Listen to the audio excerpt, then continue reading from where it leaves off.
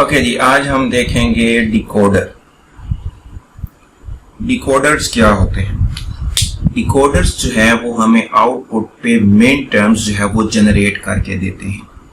For example, अगर मैं दो इनपुट्स लूं तो दो इनपुट से 2 रेज़ टू पावर n यानी 2 raise to power 2 equal to 4 यानी 4 मेन टर्म्स जो है वो प्रोड्यूस होनी चाहिए। कौन कौन सी? 0 0 0 1 1 0 और 1 1।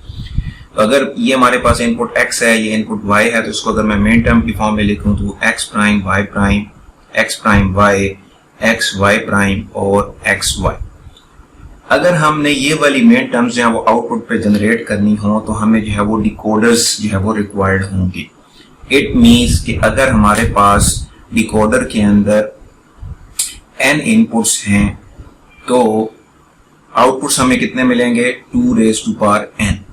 फॉर एग्जाम्पल, अगर मैं 2 इनपुट करूं तो 4 आउटपुट मिलेंगे, अगर मैं 3 इनपुट करूं तो 8 जो है वो आउटपुट मिलेंगे। फॉर एग्जाम्पल, हम ट्राई करते हैं 3 into 8 का डिकोडर, और इसका यूज क्या है? इसका यूज ये है कि आप इससे कोई भी कॉम्बिनेशनल सर्किट जो है वो इंप्लीमेंट कर सकते हैं। इसके एंड पे जो है वो हम देखेंगे कि किस तरह से हम एक सर्किट को जो है वो बूलियन फंक्शन को या कॉम्बिनेशनल सर्किट को इंप्लीमेंट कर सकते हैं। इसी तरह से अगर मैं 3 into 8 डिकोडर करूं तो हम इससे BCD to 7 सेगमेंट डिस्प्ले जो है वो भी डिजाइन कर सकते हैं। तो स्टार्ट करते हैं फ्रॉम 3 into 8 डिकोडर। उससे पहले अगर मैं यहाँ पे 3 इनपुट्स का टेबल बनाऊं x, y एंड z, तो हमारे पास क्या होगा?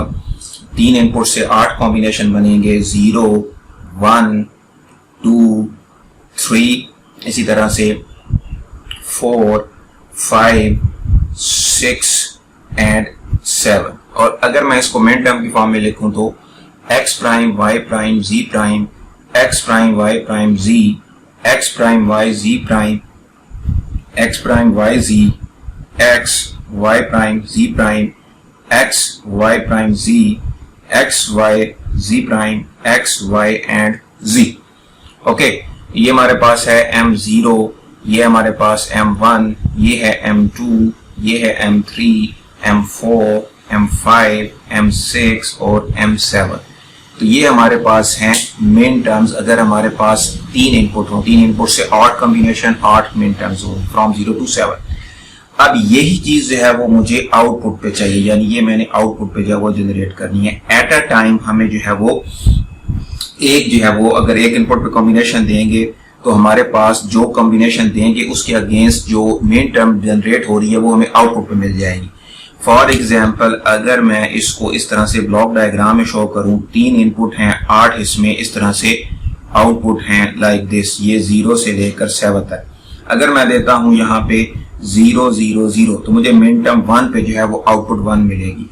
अगर मैं देता हूं 0 1 0 तो ये 2 बन रहा है, तो 0 1 2 यहाँ पे जो है वो मुझे आउटपुट मिलेगी। यानी एट अ टाइम हमारे पास एक जो है वो मेन टर्म जो है वो उसकी आउटपुट हमें मिल जाएगी। अब इस वाली चीज को मैं अगर सर्किट को डिजाइन करूं तो किस तरह से करूंगा? ये हमने मेन टर्म्स ऑलरेडी देखी हुई हैं, मैं इसको यहाँ पे ड्रॉ करता हूं। हमारे पास है 0 0 0 0 0 1 0 1 0 0 1 1 1 0 0 1 0 1 1 1 0 और 1 1 1। ओके, यानी हमारे पास 8 जो है वो आउटपुट्स हैं और 3 जो है वो हमारे पास इनपुट्स हैं। तो मैं यहाँ पे जनरेट कर लेता हूँ।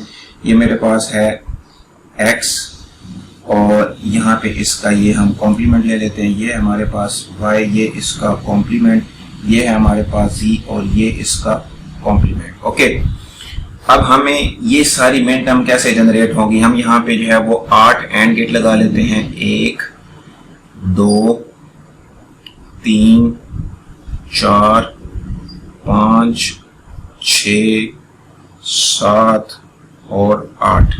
ये मैं कहता हूं कि ये D0 को शो कर रही है, ये D1 को शो कर रही है, ये D2 को शो कर रही है, ये D3 को शो कर रही है, ये D4 D5 D6 and D7। अब पहला जो है वो मेन टर्म उसमें क्या है? x prime y prime z prime, यानी ये हमारे पास इधर से अगर मैं लूं, ये हो गया x प्राइम, ये हो गया मेरे पास y का प्राइम और ये हो गया हमारे पास जी का प्राइम। ओके, उसके बाद है एक्स प्राइम वाई प्राइम, ये एक्स प्राइम वाली जा रही है सबसे ऊपर वाली, ये एक्स प्राइम आ गया, एक्स प्राइम, फिर उसके बाद ये वाली जो दरमियान वाली वायर है ये वाई प्राइम आ गया, और हमें चाहिए जी, जी जो है वो मैं यहां से ले लेता हूं, यहां से ये हमारे पास आ गया जी। ओके, फिर क्या हमारे पास X prime Y, X prime ये वाली है हमारे पास, पहले वाली ये आ गया एक्स प्राइम, फिर हमने लेना है वाई, वाई यहां से ले लेते हैं, ये वाई आ जाएगा, ये वाई आ गया, और उसके बाद क्या चाहिए हमें जी प्राइम, ये जी प्राइम वाली वायर जा रही है तीसरे वाली, तो मैं यहां से ले लेता हूं जी प्राइम। ओके, उसके बाद चाहिए हमें एक्स प्राइम वाई जी, एक्स प्राइम वाली वायर ये वाली जा रही है, ये वाली, ये एक्स प्राइम है, यहां से ले लेते हैं एक्स प्राइम, और हमें चाहिए वाई और जी, ये वाई वाली वायर आ रही है, ये यहां से हमने वाई ले लिया, और ये जी वाली वायर आ रही है, यहां से हमने जी ले लिया।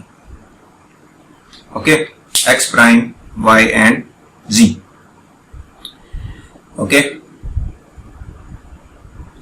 उसके बाद क्या है हमारे पास है x y prime g prime, x यहां से ले लेते हैं, ये एक्स आ जाएगा, यहां से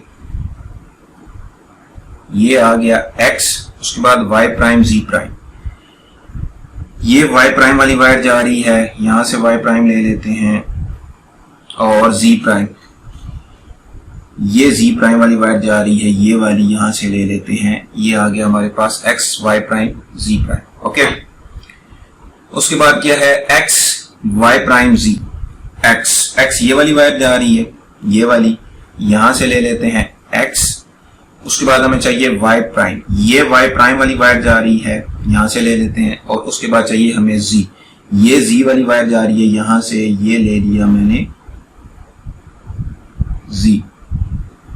ओके, उसके बाद क्या है एक्स वाई जी प्राइम, एक्स वाई जी प्राइम, एक्स वाली वायर ये जा रही है एक्स, उसके बाद वाई, ये वाई वाली वायर जा रही है, और जी प्राइम, ये जी प्राइम वाली वायर जा रही है, यहां से हम जी ले लेते हैं, ये इस तरह से, और लास्ट वाला क्या है एक्स वाई जी, ये वाला है एक्स, ओके, ये वाली आ रही है वाई, और ये वाली आ रही है, यहां से हम ले लेते हैं जी।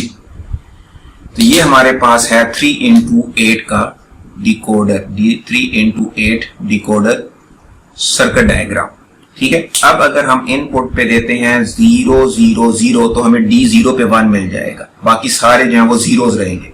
अगर मैं देता हूं 0 0 1 यानी एक्स वाई पे 0 0 1 देता हूं तो हमारे पास D1 वाली आउटपुट ऑन हो जाएगी, बाकी सारे जीरो। अगर मैं देता हूं 1 1 1 यानी D7 वाली जो आउटपुट है वो 1 हो जाएगी, बाकी सारे क्या रहेंगे जीरो, यानी एट अ टाइम जो है वो आपको एक जो है वो आउटपुट पे 1 मिलेगा। तो अगर मैं इसका टेबल बनाऊं तो किस तरह से बनेगा, ये इसकी इंटरनल सर्किट डायग्राम है 3x8 डिकोडर की। ओके, अब अगर मैं इसकी सर्किट डायग्राम बनाएं तो हमारे पास इनपुट पे क्या आ जाएगा x y और z, और आउटपुट पे हमारे पास आ जाएगा D0 D1 D2 D3 D4 D5 D6 and D7। Output 3 input से कितने कॉम्बिनेशन बनेंगे हमारे पास, 8 बनेंगे। कौन कौन से, 0 0 0 0 0 1 0 1 0 0 1 1। ओके, फिर मिलेगा 1 0 0 1 0 1 1 1 0 एंड 1 1 1। जब हम इनपुट पे 0 0 देंगे तो हमारे पास ये वाली ऑन होगी, बाकी सारी क्या हो जाएंगी, ऑफ रहेंगी। जब हम देंगे 0 0 1 तो D1 वाली ऑन होगी, बाकी सारी क्या हो जाएंगी, ऑफ हो जाएंगी। जब हम D2 की कॉम्बिनेशन देंगे इनपुट पे तो हमारे पास 2 वाली जो है वो आउटपुट ऑन हो जाएगी, बाकी सारी क्या हो जाएंगी, ऑफ हो जाएगी। इसी तरह से जब हम 3 देंगे तो 3 वाली ऑन, बाकी सारी क्या हो जाएंगी, जीरोज हो जाएंगी। इसी तरह से जब हम 4 देंगे तो 4 वाली ऑन हो जाएगी, बाकी सारी ऑफ हो जाएगी। जब हम 5 वाली देंगे तो 5 वाली ऑन, बाकी सारी ऑफ होगी। जब हम 6 देंगे तो 6 वाली ऑन, बाकी सारी ऑफ हो जाएगी। जब हम 7 वाली देंगे तो 7 वाली ऑन, बाकी सारी ऑफ हो जाएंगी। ये हमारे पास है 3x8 बिट का डिकोडर, जिसका बेस्ट एग्जांपल क्या है, आप इससे डिजाइन कर सकते हैं। BCD to 7 सेगमेंट डिकोडर जो है वो बना सकते हैं। इसी तरह से इससे आप कोई भी जो है वो कॉम्बिनेशनल सर्किट जो है वो ड्रॉ कर सकते हैं। कैसे करेंगे? फॉर एग्जांपल अगर मैं फुल एडर को डिजाइन करना चाहूं डिकोडर से तो किस तरह से डिजाइन करूंगा।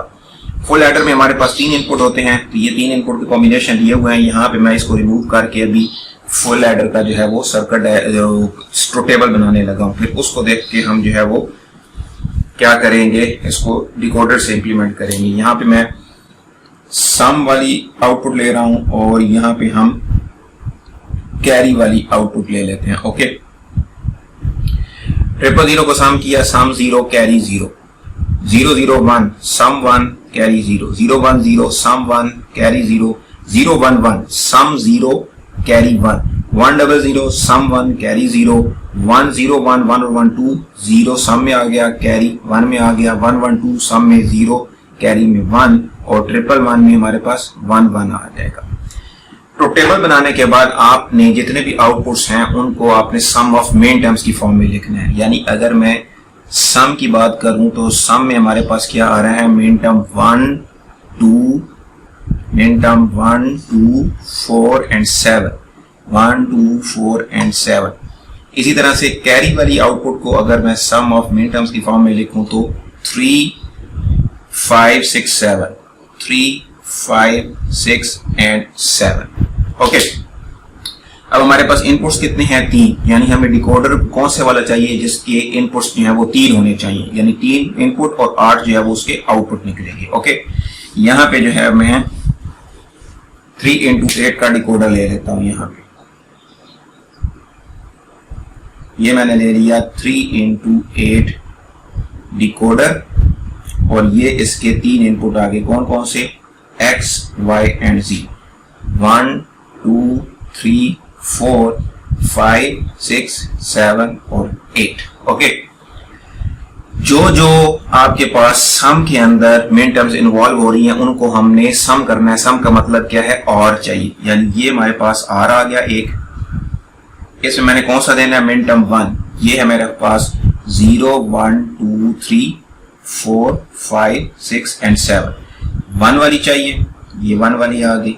2 वाली चाहिए, ये 2 वाली आ गई। 4 वाली चाहिए, ये 4 वाली आ गई। और 7 वाली चाहिए, ये 7 वाली आ गई। ये हमें क्या देगा, ये हमें सम देगा। इसी तरह से कैरी वाले भी सारे मेन टर्म्स सम हो रहे हैं, तो यहाँ पे हम r ले लेते हैं। 3, ये हमने ले लिया 3, उसके बाद 5 6 7, ये हमारे पास आ गया 5, ये आ गया 6, ये 7 वाली बात जा रही है, यहां से हमने 7 ले ली। ये हमारे पास कैरी की इक्वेशन आ गई। इट मींस कि अगर आपके पास Boolean function sum of min terms की फॉर्म में अवेलेबल है तो आप उसको डिकोडर की हेल्प से जो है वो इंप्लीमेंट कर सकते हैं।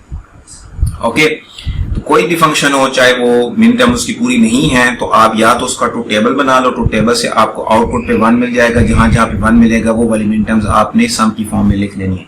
या अगर आपको कहा जाए कि बूलियन एक्सप्रेशन को आपने आगे प्रोसीड करके उसको सम ऑफ मेन टर्म्स में लिखना है, तो भी जो है वो तरीका ठीक है। सम ऑफ मेन टर्म्स लिखने के बाद जो जो मेन टर्म्स इन्वॉल्व हो रही होंगी उनको आपने इस तरह से और कर देना है। तो इस तरह से आप कोई भी बूलियन फंक्शन जो है वो इंप्लीमेंट कर सकते हैं with the help of decoder.